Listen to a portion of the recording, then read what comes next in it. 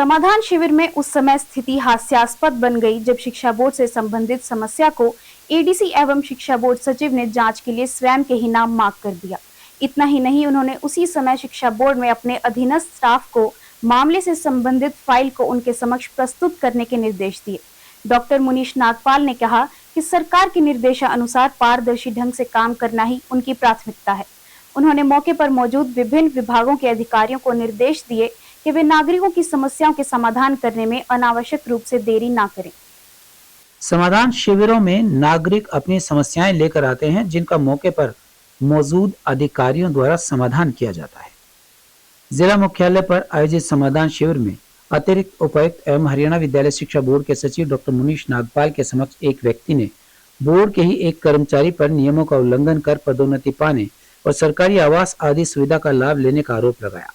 Doctor Nagpal ने इस मामले को गंभीरता से लिया और जांच के लिए खुद के ही पास रख लिया। उन्होंने शिकायतकर्ता को न केवल उचित कार्यवाही का आश्वासन दिया, बल्कि उसी समय शिक्षा बोर्ड में उनके अधीनस्थ कर्मचारी को फोन कर मामले की रिपोर्ट उनके समक्ष प्रस्तुत करने के निर्देश दिए। उन्होंने विशेषकर समाज कल्याण विभाग और प्रीडा के अधिकारियों को निर्देश दिए कि वे समयबद्ध तरीके से नागरिकों की समस्याओं का समाधान करें। वहीं शिविर में खेतों में खंभे लगवाने, दिव्यांग पेंशन बनवाने, पेयजल संबंधित अनेकों समस्याएं एडीसी के समक्ष रखी गई। मैं बताना चाहूँगा कि समाधान शिविर एक काफ़ी अच्छा हरियाणा सरकार की ओर से प्रयास है। जिन सभी अधिकारी एक स्थान पर सभी इकट्ठे होकर बैठते हैं और जनता का कोई भी व्यक्ति अपनी कोई भी समस्या लेकर आता है तो उसका तुरंत वहाँ समाधान करने का प्रयास होता है। तो आज भी लगभग मैं मानता हूँ कि जो 20 से अधिक शिकायतें प्राप्त हुई थी, जिसमें से जो 10 के लगभग तो पुरानी वही शिकायतें रिपीट हो रही थी, तो उसमें जो इंटरिम रिप्लाई दिया गया था विभागों द्वारा, तो उनका हमने आज समाधान करने का प्रयत्न किया है।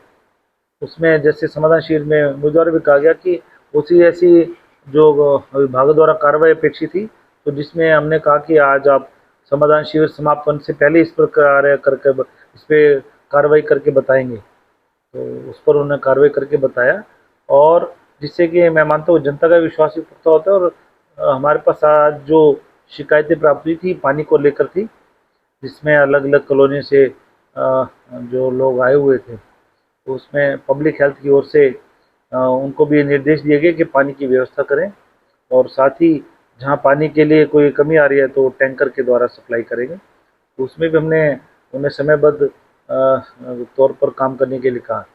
जैसे एसडीओ हैं, उन्होंने कहा कि हम आज इतने बजे तक वहाँ पानी की व्यवस्था कर देंगे या वहाँ टैंकर पहुँचा देंगे। तो इस प्रकार की समस्याओं का समाधान करने का प्रयत्न है, जिसमें जनता को भी कहीं ना कहीं राहत मिलती है। आज मैं समाधान शिविर में वार्ड की पानी की समस्याएं और विधवाओं की जो पेंशन रुकी हुई है, 5 विधवाएं हैं जिनकी पेंशन रुकी हुई है, उनके पास डॉक्यूमेंट नहीं है। सरकार ने, मैं डीसी साहब से अपील इसलिए करने गया था विधवाओं की, जो विडो है वो तो जिसका पति गुजर गया वो तो विधवा है, उसके लिए भी उम्र का क्या सबूत मांगना। पर सरकार की कोई गाइडलाइन है कि उसमें वो उम्र का प्रूफ मांग रहे हैं, तो उसके लिए जो ये वोट बना हुआ है, मान लो किसी का वोटर कार्ड नहीं बना हुआ और वोटर लिस्ट में नाम है, तो मेरी सभी से अपील है, जो भी माताएं ऐसे दुखी हो रही हैं वो 105 नंबर कमरे में जाए। मेरे साथ जो आज समाधान शिविर में गई थी उसको मैं लेके 105 नंबर कमरे में गया और वहां से उसका वोटर नंबर निकलवाया है। तो और भी जो माताएं दुखी हो रही हैं वो अपने वहाँ 105 नंबर कमरे में अपना वोटर नंबर निकलवा के और उसका प्रूफ दे दें उम्र का। दूसरा, मैं पानी की समस्या के बारे में मिला था। पानी की समस्या के बारे में मैं पिछले 2 साल से अधिकारियों से प्रार्थना कर रहा हूं कि मेरे वार्ड में 20 पाइप रखे हैं और वो पाइपलाइन डलवा दें। जो नीचे के अधिकारी हैं वो जस्ट मस की नीति पे चल रहे हैं, वो काम नहीं कर रहे। 2-3 जेईओ को, एसडीओ साहब को, एक्शन साहब को, एससी साहब को भी मैं बार-बार रिक्वेस्ट कर चुका हूं कि आप कृपया उस गली के मेरे वार्ड में जो पानी की समस्या है उनका समाधान करें।